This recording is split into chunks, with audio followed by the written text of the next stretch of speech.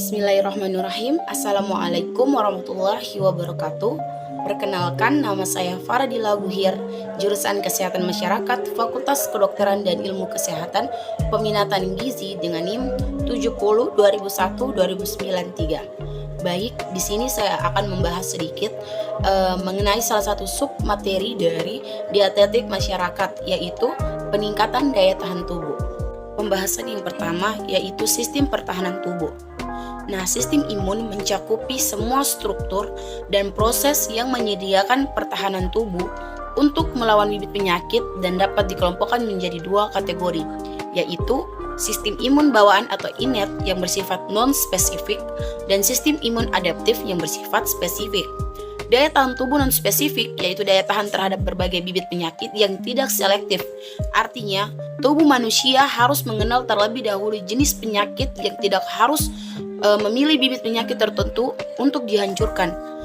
Adapun daya tahan tubuh spesifik yaitu daya tahan tubuh yang khusus untuk jenis bibit penyakit tertentu saja. Hal ini mencakup pengenalan dahulu terhadap bibit penyakit, kemudian memproduksi antibodi atau T limfosit khusus yang hanya akan bereaksi terhadap bibit penyakit tersebut.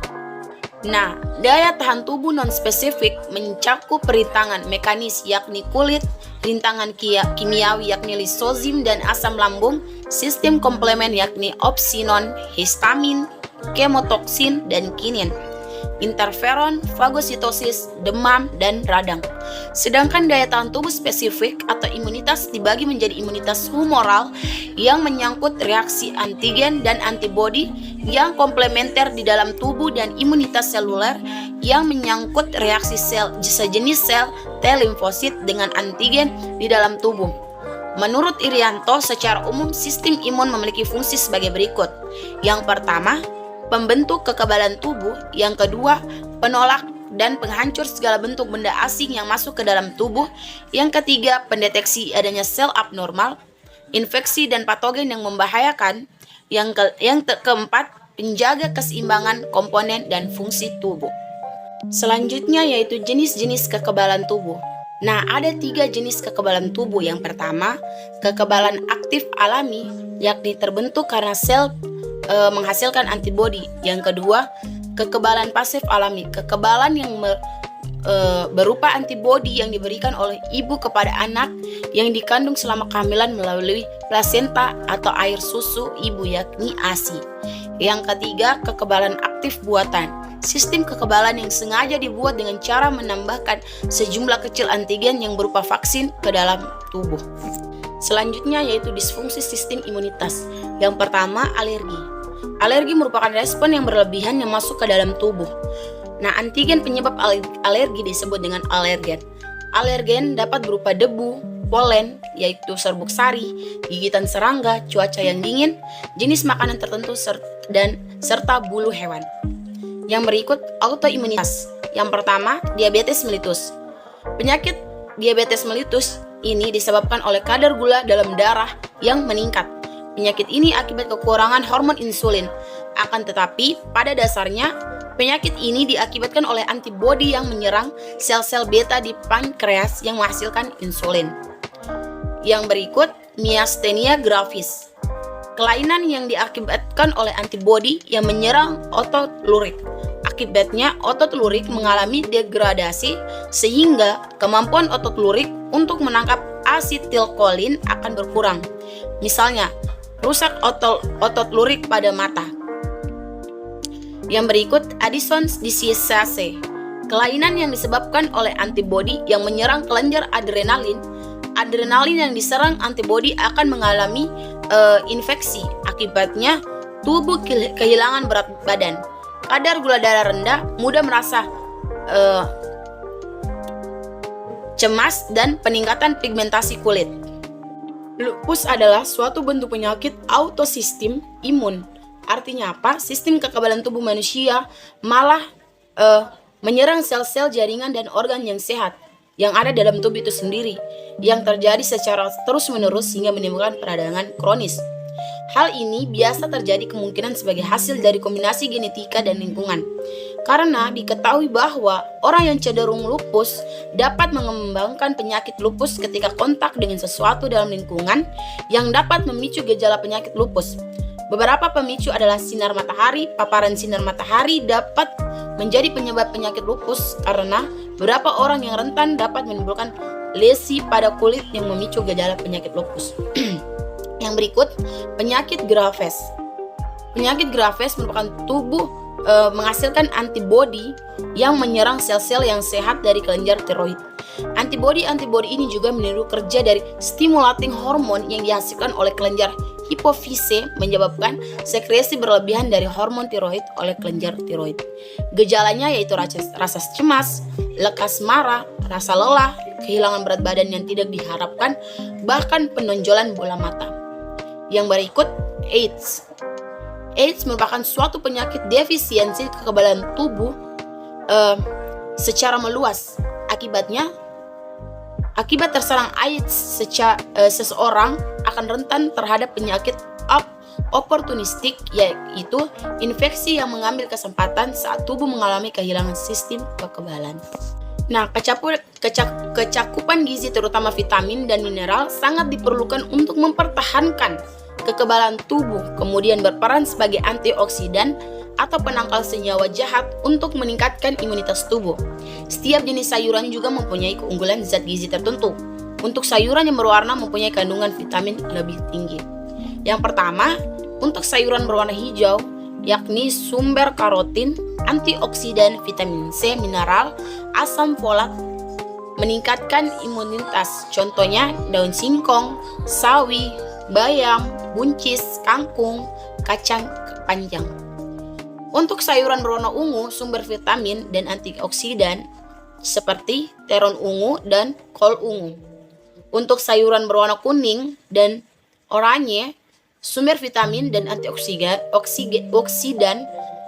kesehatan indera penglihatan. Contoh wortel, labu kuning, dan jagung. Dan untuk sayuran berwarna merah, sumber antioksidannya vitamin A dan vitamin E. Contohnya bayam merah, lobak merah. Yang terakhir, sayuran putih mengandung vitamin E dan zat allicin mengontrol kolesterol, tekanan darah tinggi. Contoh tauge, bunga kol, dan sawi putih. Yang berikut, cakupan vitamin yang dapat dikonsumsi oleh manusia. Meningkatkan daya tahan tubuh adalah salah satu kunci agar tidak tertular berbagai macam penyakit. Makanan yang mengandung zat gizi yang berperan aktif dalam meningkatkan daya tahan tubuh antara lain, yang pertama vitamin A. Nah, vitamin A ini sebagai kekebalan tubuh dari bahan makanan kaya akan vitamin A adalah wortel, kuning telur, ubi jalar, daun singkong, brokoli, bayam, atau dari bahan makanan yang diperkaya dengan vitamin A seperti susu dan sereal. Yang berikut, vitamin C. Vitamin C ini melindungi tubuh dari infeksi dengan cara merangsang pembentukan antibodi dan kekebalan tubuh. Misalnya, bahan makanannya yaitu buah-buahan seperti pepaya, jeruk, stroberi, tomat, jambu, biji, dan kiwi. Yang berikut, vitamin E. Sebagai antioksidan untuk menetralkan radikal bebas dalam tubuh, sehingga kekebalan tubuh terjaga. Contoh, sayuran hijau, minyak sayur, kacang-kacangan. Yang berikut, zinc atau seng, meningkatkan sistem kekebalan tubuh agar bekerja dengan baik dan membantu menyembuhkan luka. Misalnya, daging tanpa lemak, ayam, makanan laut atau kerang, hati ayam, telur, keju, kacang-kacangan, dan biji-bijian, misalnya wijen. Yang terakhir, vitamin B6, folat, selenium, dan zat besi. Zat besi dan selenium untuk pertumbuhan sel kekebalan tubuh. Vitamin B6 dan asam folat mempengaruhi produksi dan aktivitas sel kekebalan tubuh. Vitamin B6 ditemukan dalam sereal, kacang-kacangan, sayuran berwarna hijau, buah, ayam, daging. Asam folat berlimpah dalam sayuran warna hijau, kacang-kacangan, dan biji-bijian. Zat besi juga ditemukan dalam daging, ayam, ikan, dan telur. Ikut gizi dan imunitas. Yang pertama, cukupan asupan sayur dan buah.